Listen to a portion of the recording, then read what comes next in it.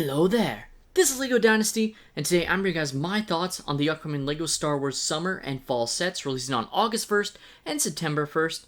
Now, I'm not going to be talking about the mechs, or the Microfighter, or the Republic gunship set, as we don't have official images of that set yet, and don't want to be copyright striked with the leaked images. But I did want to talk about sets like this, such as the Yavin 4 Rebel Base. Of course, I'm in Canada, and as you can see, this set retails in Canada for $219.99, which is quite pricey. Now, this set definitely evokes what they did with the Darth Vader Sith Temple that released way back when and is now a retired set, but that was a great set. Now, despite the amount of minifigures in this set, of which there's a lot, I definitely don't think this set looks as good as that Darth Vader Sith Temple did, unfortunately. But I do think this is still a pretty strong set. The nice box art, as you can see, with Yavin, it definitely looks very good, and I really like that aspect of it. Taking a look at the back, I definitely feel this is where you see some of its drawbacks. It looks very cramped, and not a lot of plating. I definitely feel like they should have used the base plate underneath. Now, of course, they wanted to recreate iconic scenes, such as the temple ceremony scene, where they awarded medals, which is pretty nice, but again, it just feels too tightly packed with all those minifigures. And then, of course, you can reenact this scene with General Dodonna, Princess Leia, and C-3PO with the Death Star about to blow up Yavin. Now, this is probably the worst aspect of the set, is this tree with the, sort of viewer for the Rebel. I think that part looks good, but the tree is just atrocious. Now, it does come with the Yavin Microfighter, as you can see, and, of course, it has the nice elements there to represent the flick-fire missiles, I guess. And then, of course, you can see all of the minifigures, which is just absolutely outstanding. Definitely the main selling point of the set for me. Just a ton of great minifigures that you can't get. Like, I never got the newer, smaller, downgraded X-Wing, so I don't have General Dodonna, so that's going to be great to get in this set. And taking a look at the back of the box now, still looks pretty nice. The box art is just really good, but I definitely feel like this set could have been a lot stronger. Now, moving on to Yoda's Jedi Starfighter, this set retails in Canada for $44.99, which is definitely pretty pricey, especially just with two minifigures. Now, this is a Clone Wars set. Definitely feel like they should have included a Darth Bane or maybe even a Will character in the set, as it's meant to be based off that Season 6 Lost Missions arc with Yoda going off to find information. Now, the ship itself, I think, looks pretty good. I don't have the original one, as this is sort of a remake. But overall, I still feel this is a pretty strong set overall there. Now, Yoda, of course, can fit inside the cockpit, fully standing. Really disappointed that there's no, actual printed paneling or controls. Kind of disappointing. Now, of course, wouldn't be a Star Wars Starfighter without any, stud shooters or flick-fire missiles. Now, the two minifigures included in the set, nothing too special about them, Yoda and R2-D2. Hopefully, the R2-D2 has back printing, but unconfirmed if that is the case. Taking a look at the back box art, looks pretty nice overall. Can't lie about that, but overall, definitely not a day one purchase for me. Definitely want to wait for double points or it to be on sale at a different retailer. Now, moving on to the Spire Droid, this set retails in Canada for $64.99. Now, of course, this set was revealed a long time ago, but I don't think I gave my thoughts on it. And obviously, there's a pretty big missing piece of this set. But taking a look at the box art, as you can see, it looks very good overall. Meant to be on Mandalore, of course, and with that Bo-Katan, the Mandalorian, and Grogu, it's definitely pretty nice. The actual Spire Droid sort of creature is very excellently designed, but the main aspects it's missing is, of course, that sort of Grievous-esque droid cyborg thing that controlled it. Now, of course, it is, heavily implied that it's likely that LEGO just didn't know about that creature, but I don't like giving LEGO the benefit out all the time for that. Now, this is, to me, the main selling point of the set is this excellent Bo-Katan minifigure. It just looks outstanding. The back of the box art, again, looking pretty strong. Definitely still a pretty nice set, just missing that important aspect from the show, unfortunately. Now, moving on to the 332nd Battle Pack, of course, still overall, I think looks pretty darn good. The box art, as you can see here, it's your standard Battle Pack. Nothing too crazy about it, but still, I'm sure a lot of people are going to be excited about it. Now, if you're a stickler for accuracy, of course, the helmets themselves aren't as good, in my opinion, as the previous molded version. Taking a look at the actual set itself, though, I definitely still like it. It's definitely it's got aspects, that swamp speeders, it's funny. Obviously, there weren't any swamp speeders on Mandalore, but it's just a nice little battle pack build. Now, the actual minifigures themselves are okay. Like at the end of the day, it's just 501st bodies and then just the helmet molds. Now, Captain Vaughn to me is just I gotta say atrocious. Um, like especially since they're saying that it has a special mold when he is supposed to have a special helmet. I'm not even talking about the visor having the print of Ahsoka, but I definitely feel like they could have done a lot better there. Back of the box, nothing too crazy. Definitely nice to see that Mandalorian scenery. Now going on to the Advent calendar, just wanted to quickly talk about it. I sometimes did Advent calendars, but I think I'm gonna pass on this one. Nothing too special about this one, in my opinion. Unfortunately, some have some pretty cool minifigures that I try and collect. Like the Winter Ewok is definitely cool. It's definitely probably going to be the most expensive figure. Of course, if you didn't pick up the set with Omega, the Justifier, this is a great way to get her in a cheaper, set essentially.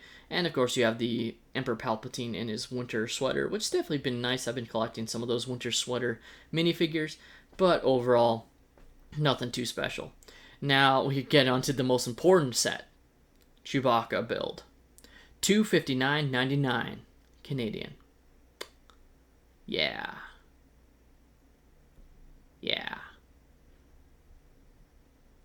Okay. Moving on to the Ahsoka's T6 Jedi Shuttle, we have this set retailing in Canada for $99.99 and having some absolutely outstanding minifigures in this set, all exclusive to the set, I should say, as well, which is just awesome.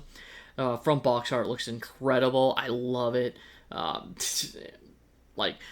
think box art is definitely an important aspect of Lego selling their sets, and I think this one is really cool. I really like that teal color to represent how it looks on the side. The ship itself looks pretty good. It's definitely downscaled. I do have the original T6 Jedi Shuttle from 2011. It, of course, can spin at least 90 degrees. I don't know if that confirms it can spin 360, but hopefully it can, but at least 90 degrees to go into flight mode. Of course, gotta have the stud shooters there, which is just looking pretty darn good overall, and definitely a very, very nice set. I love the color.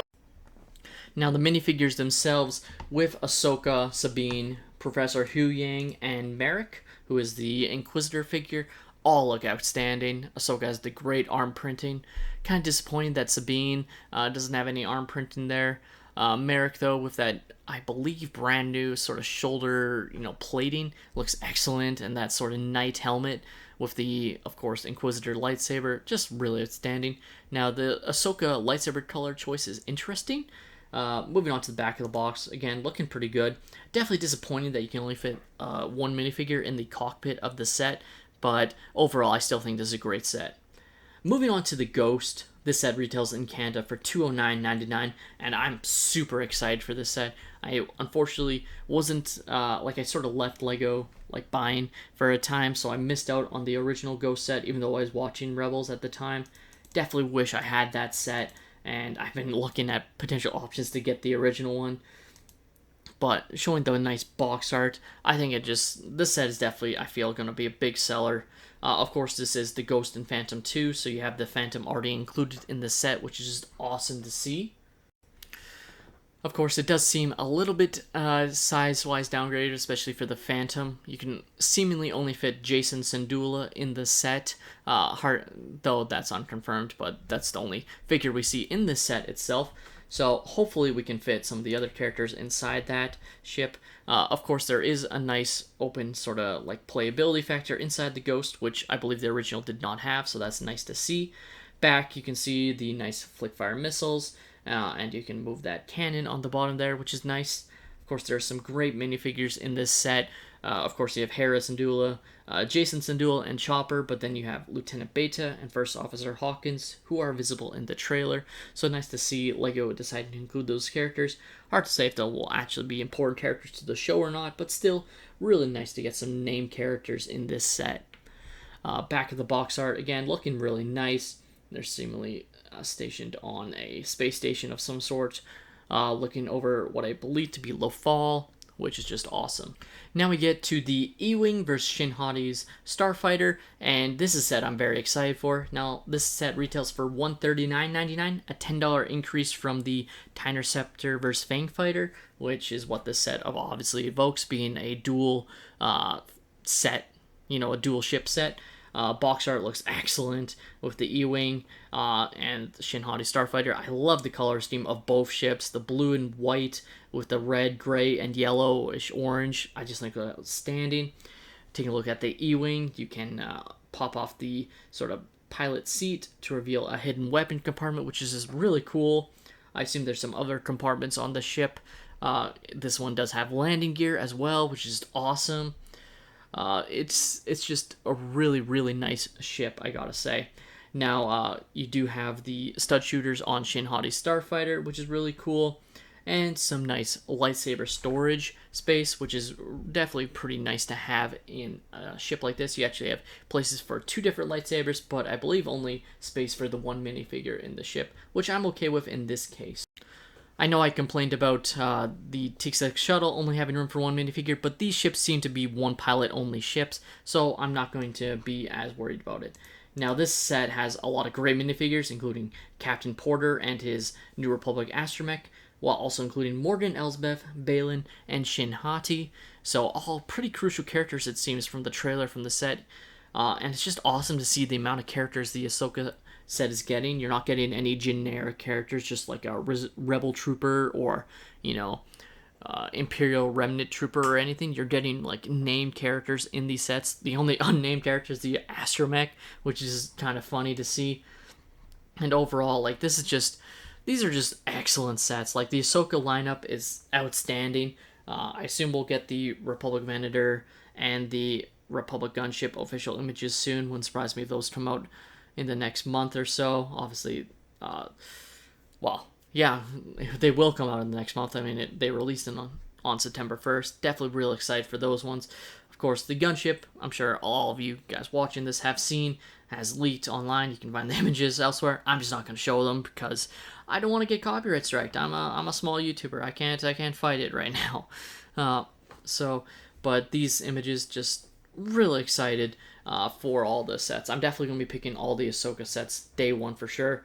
Probably the Republic Gunship. We'll see about the Venator. I definitely want to get the Venator. If it has a good promo, maybe I'll definitely have to get it, and I'll spend over 1,000 Canadian dollars. I'll just have to do it. But I would say my most excited sets I am for is the Ghost, followed by the Ewing and Shinhati Starfighter, followed by the T6 Jedi Shuttle, and then the Republic Gunship obviously definitely has some issues. The Venator itself, until we see images, I want to see what it looks like.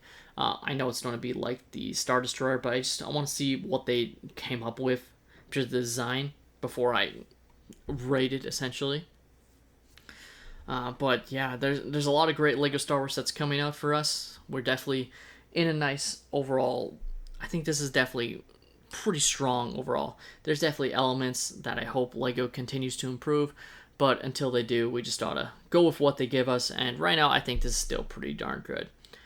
But let me know your guys' thoughts on the upcoming LEGO Star Wars summer and fall sets. Are there any sets you're more excited about than I am? Is there anyone excited about that Chewbacca set? Let me know in the comments if you are that's day one for me. I'm just curious, because I have a feeling that set's gonna bomb like the Black Panther and the Iron Man Hulkbuster armor did. I don't think it's gonna sell like Grogu or Yoda did, or some of the other buildable characters have in the past. I just don't see it be a successful set. It's definitely not a set I'm gonna be picking up unless I get it heavily discounted or get it for free in some contest or something. I'm not sure I'm going to be spending my own money on that set. But yeah, let me know your thoughts in the comments down below. Please leave a like and subscribe if you have enjoyed. Let me know what sets you guys are most excited for, like I said. And have a great day, everyone.